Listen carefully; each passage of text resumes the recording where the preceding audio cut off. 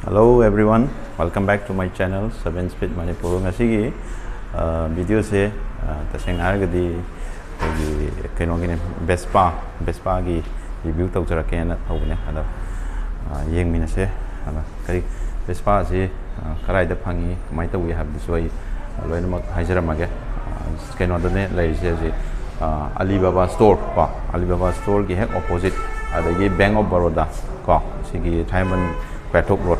Pathong gi lambi se sigi dum khoi dukan se mamang phang ola dum lai rabni ko aduga kitang chalaga na dum khoi kangpuk gi bus station gi maya hai tare bai mai le yeng se video se kamai to gi yeng se dum em comment dum pe biramo adu maroi na adum gi like to ya maroi ko adum gi like subscribe ya maroi adu to biramo aduga video se makha ta na ba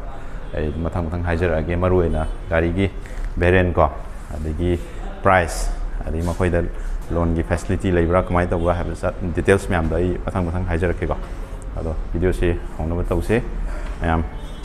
so let's begin see khoi gi Tulsi Motors khoi Vespa and Aprila gi showroom je le se gi showroom je Canada si khoya thong yom da gi Canada lai ko sigi hek Alibaba store adagi Bank of Baroda ko sigi hek opposite dum lai rabane na ma pe jin biyan aduga khoi gi gari gi price adagi magi gari gi details adum na khangbining ba lai ragadi ai adum se screen da sudum ai number da sudum ai hapsaramage adu de contact tawbiraga ai description da sudum hapke adu contact tawraga pura khoi gi details myam da adum hangbi bi yarani ko aduna adugi de maktadi kuch bera laite aduna khoi gi loan gi facility je sisu within 3 days ko adum gari deliver toba yabagi khudong chab su laire ko sideda Tulsi motor da ni ko sa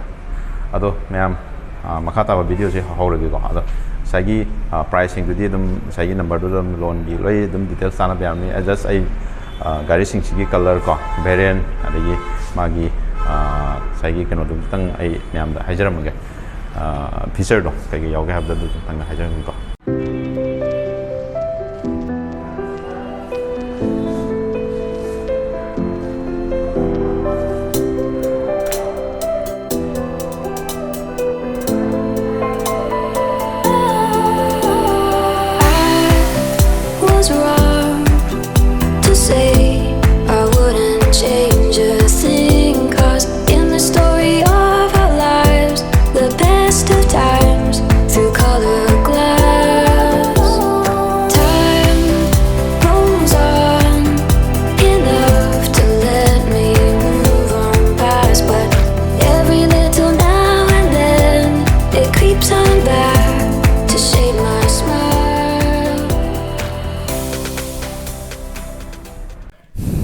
aduga gari gi khoi gi magi cc je 125 cc sida makhal se moi tarup Variant tarup ta phangi ko aduga 150 cc sina Variant je makhal mari da phangi ko da makhoi sing dudi khoi gi 125 kg di Note ne Urban ne ZX ne S LX ne BXL ne Racing 60s ne sida 125 ki aduga 150 gi sina S XL ne BXL ne aduga elegant adagi Racing 60s adagi ngasigi keno sidadi koigi Racing 60s ka aduga elegant 150 ga di sidadi yaudre ko sigi gari sini ko sigi gari se masigi gari se koigi magi model se Urban Club ai ko masi kaida mai ne di thadre ko se thare sile ko Urban Club ai ko aida adun oi ko adum masigi color se yamna adum ingna phajaba haib tare ko adagi seat ki design ne smai te ko moi seat ki design ju mana da makal myam lei ko adai se na pura black oi re ko sesu chrome black hangadra ko dum si oi ko adu ma je 3 tech powerful ko 125 cc ni ko BS6 engine ni ko magi tires ju adagi magi chassis se monocoque chassis na haigo adaga magi asa khagi ka tare spoke se sumaina si thom de di udre ko som de ulaki ko spoke is sumaina la ni ko ya only 3 spoke to ko tire si tai gi keno ka yeng no ni s mana mrf oi ko adu ma gi size se 90 by 100 10 inch ni ko ai keno si den mamang gi look se si ni air intake tom horn simang yaw re pi go and Italian company gi amna pajawa adu gun ba ko retro looks ki mong ba sa ba ko yeng ba da amna kai tare amna all design gi fashion ji lower kanda agi anova generation gi atung ina sharp gari masi ahan aha khaidana adum sizna ba ya ba gari oi go sigi gari Bukimatic dum demand su le gari se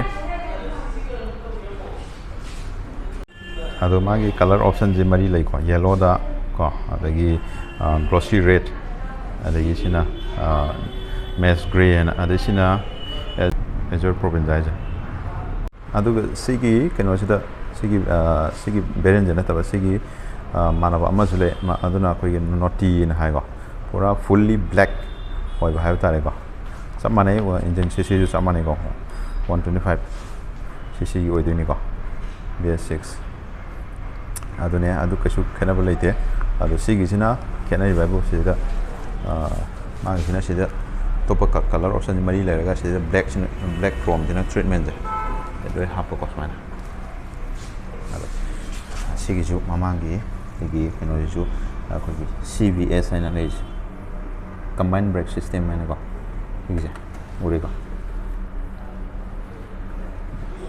아도 시기 거기 또 모델도 디가 거기 ABS 하고 레가 아주 저 뭐 우체라키가 아두가 노티 하이브스데 पूरा 시즈 line में black word में होगा इस पूरा black fully colour सो में then like को मागी convert दे naughty हाइब्स दे आदो सिगी मागी फ्रंट की टायर को मनिंग टायर से कोई के tubeless tyre ngata ni ko anima ade gari ki sit height sina 770 mm ko agi wang bagi sang ko adam gari ki koi sit ki cushion adam tang hard pe ko hard ai je adam sina koi ki long ride kum da di sina hena ngwa ka do ko keno ni atai gi yeng nam do ko ada magi sitting position jom ting jeng joi ka khala ga yang jeng joi go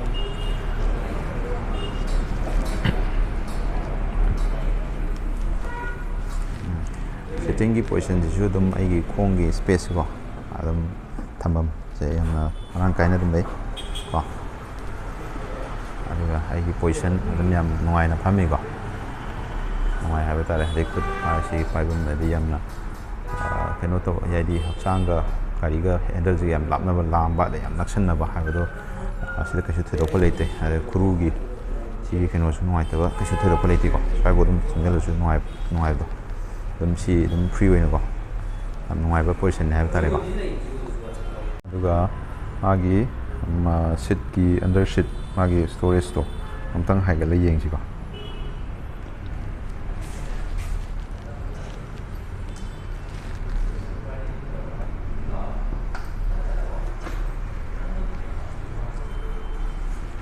le ai manung gi hale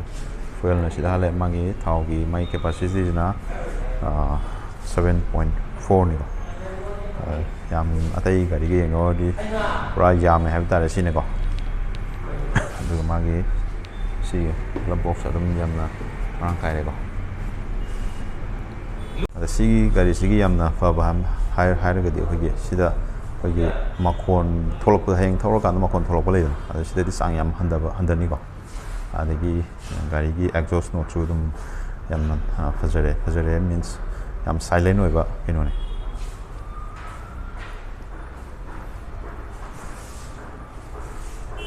시즈나 거기 가리 SXL 기 베렌드니고 예미고 difference somga look wise maning dia ko matam da mana e da phai gi grab handle si yawi ko ꯁꯤꯒꯤꯁꯦ ꯃꯣꯏ accessory ꯑꯣꯏꯅ ꯍꯥꯞꯄ ꯌꯥꯗꯤ ꯌꯥꯔꯝꯗꯧ ꯃꯥꯜꯂꯦ ꯑꯗꯨꯕꯨ ꯑꯁꯤꯗꯗꯤ ꯌꯥꯎꯗ꯭ꯔꯦꯕ ꯃꯣꯏꯁꯤꯗ ꯈꯤꯟꯕꯁꯦ ꯁꯤꯅꯤ ꯑꯗꯒꯤ ꯇꯥꯏꯌꯔꯁꯦ sina kitang broad orego as compared to this one ko tire se yam phajai aduga magi sidasu chrome je hoigi sai somdana black oidana sa sidana eno la ani ko steel gi color ko adu sida sina 125 ni ko s xl 125 oidani ko adu kai da 150 duna kai da kamaina khange har kanda đây này số 150 variant này có anh ấy sẽ cái số từ độ kén này có xem mà cái thế đó là simple analog tới pi đấy được ra sẽ digital này có sao mà sẽ đây có aduga sigi ngoài bả mà na sai cái nó được đi ao rồi sigi manung gi koi gi light hai bata ko boot reading gi ko boot reading light sedam ni yaw ri ko sigi am thare sina sai 125 cc gi den ko sidane manung gi si light kan to de yaw de ko adum si me hen kalai ko adagi hen kalai je deda digital or ko da ko sida speedometer je sida digital or ya kan sida de sigi SXL sigi XSL variant di sigi jimi hankel e ko adu sida pocket ani yauri ko dama sam pocket ani yauri ko adu ga sida tongan ba mana da foot pad hai ta sida foot pad happy je si som da di yauri ko sida nam keno yauri ma gi box hai ta ko sigi ham ko nam yaw da ko sini ko ken ari je look wise ani ji habit yang bi na sina amazina urban club tu ni ko urban club le le ada sina koi gi SXL 125 tu ni ko si look wise yang phom si ke na re ko ami si mang jem ti yang ji ko si da LED setup se an phajai ko yang mu da mang ja si fa de gi mamaya si da DRL ko LED da DRL si yaw re ko adagi sidasu CBS oiba ado si caliper je koi still na ba hele ade disc brake offer to rese ba aduga alloy je sidadi black spoke manga pale ko de ado side che koi still na ko to wi ko na mo koi 150 ko 150 gi keno sidana mo khena je ABS yaw re ba aduga magi akoi ZX ki design nam tang uchar ke ko si jini ko ZX design si ki design sina ZX ni ko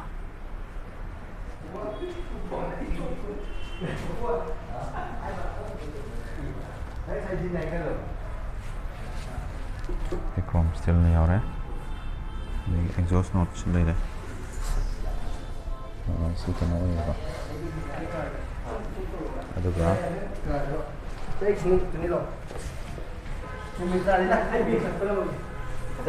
jadi CBS lakko ko sila aduga sigi 150 sigi magi di amuk engine gi power je tongale ko magi akhoi gi maximum power je ko keno ne 10.47 PS 7600 rpm da aduga maximum